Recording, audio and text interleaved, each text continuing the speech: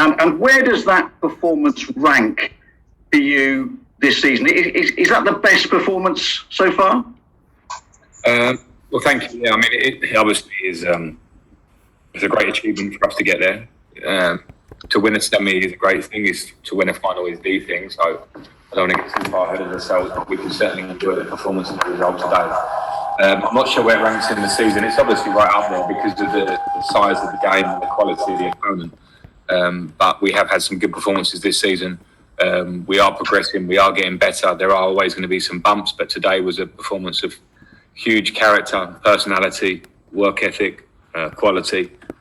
So I'm very happy. Okay, we'll go to Simon Stone. Hi, Frank. Congratulations.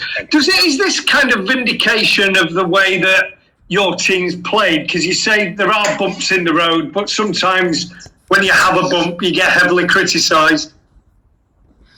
I don't know. I mean, I think people sometimes this season have looked at us as Chelsea and expectations are always high.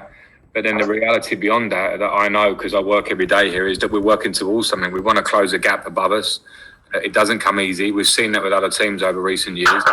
And so it's step by step. Today was a nice step for us, just a step towards the final. We want to try and win that final. But we have showed lots of good stuff this year. And with more work and the way we move forward and what we do in the summer, I think there'll be more to come. But at the moment, we have to really focus on the three finals domestically that we have, 2 league games and then Arsenal and the FA Cup final is huge for us. Okay, we'll go to Paul Hurst. Hiya, Frank. Congratulations. Thank you.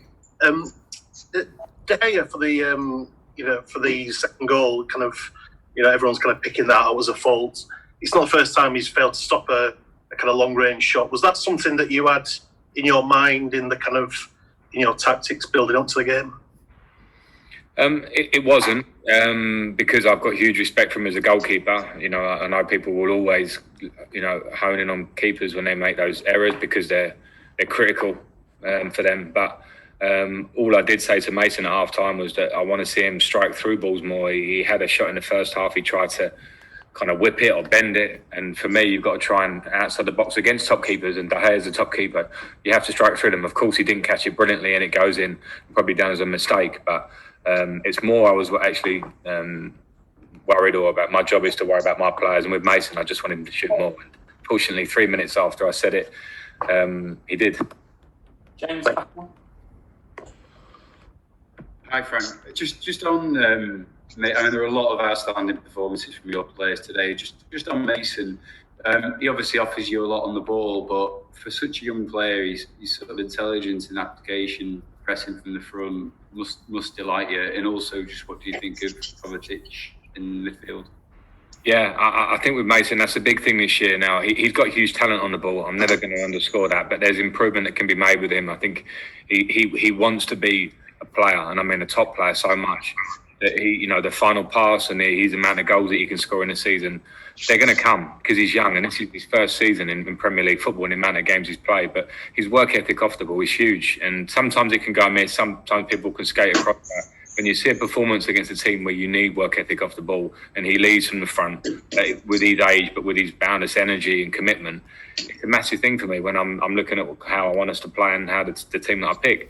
Kovacic again as well. I think his abilities his work ethic there today alongside Jorginho was great, but the times what he does have that not many midfielders have, and I've said it before, is that he can travel through midfield with the ball at pace and open up a game out of nowhere. So if he keeps working his all cover on it and his all-round stuff and he has that special attribute, then he can be huge for us, and he has been this season, to be fair. So it was great to see a lot of great performances come together today. Okay, we'll do 2 more. Liam Twomey and then Nazar Kinsella to finish.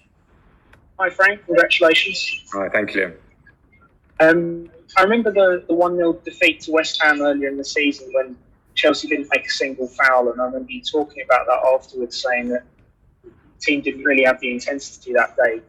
You committed 21 fouls today, which is, I think, up towards the top end of what you've done. Was it a point of emphasis before the game to the players to make sure they had that intensity for a game like this?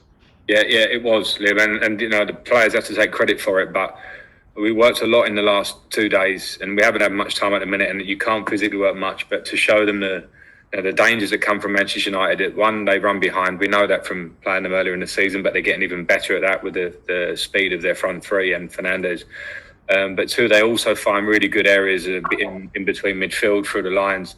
And even though we had a back three today, I didn't want it to become a back five. I wanted people to go in midfield and make tackles, not let them feel comfortable. And led by, well, all of them, but led by Aspie as captain. You know, how many times do you go into midfield and win it back and show leadership and pulling people around him and talking with the group. And that was a huge part. The biggest delight for me today is our off the ball work and our physical intensity, and it showed, and it wins you games.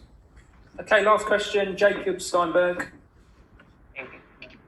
Hi Frank. Obviously, Olivier was almost out of the club in January, and he's since the restart he's been absolutely huge for you.